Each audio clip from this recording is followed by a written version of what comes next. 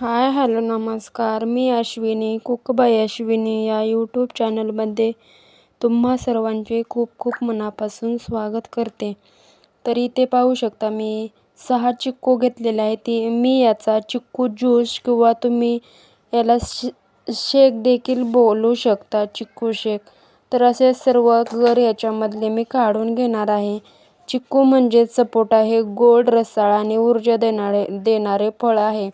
आणि उन्हाळ्यात तर हा चिक्कू ज्यूस खूपच महाग असतो. बाहेर जर बघायला गेलं तर 50 ते 60 रुपयाला 1 ग्लास असतो. तर तोच मी घरच्या घरीच बनवून दाखवत आहे. कसा वाटला ते मला कमेंटमध्ये नक्कीच सांगा.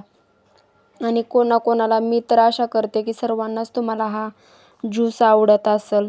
तर चिक्कू असे जरी खायला दिले तरी खूपच छान लागतात. आणि इथे पाहू शकता मी सर्व चिक्कू जे आहेत ते त्याच्यातले गर काढून घेतलेले आहेत आणि त्याच्यामध्ये साखर टाकून घेतलेली आहे. साखर तुम्ही तुमच्या आवडीनुसार कमी जास्त करू शकता. मला थोडासा गोडच करायचा होता म्हणून मी साखर थोडी जास्त टाकलेली आहे. आणि लगेच झालेला मिक्सरला त्याची प्युरी बनवून घ्यायची आणि लगेच एका पातेल्यामध्ये काढायची. आणि हा जो चिक्कू शेक आहे किंवा तुम्ही ह्याला मिल्क शेक देखील बोलू शकता, लहान मुलांपासून मोठ्यांपर्यंत सर्वांचीच आवडते हे पेय आहे.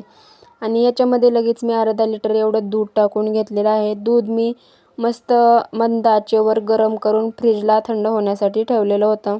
नैसर्गिक गोडी, क्रीमी टेक्स्चर आणि म्हणजे हलका सुगंध, चव यामुळे हा शेक जो आहे ना उन्हाळ्यात पिल्याने एकदम ताजेतवाने वाटते.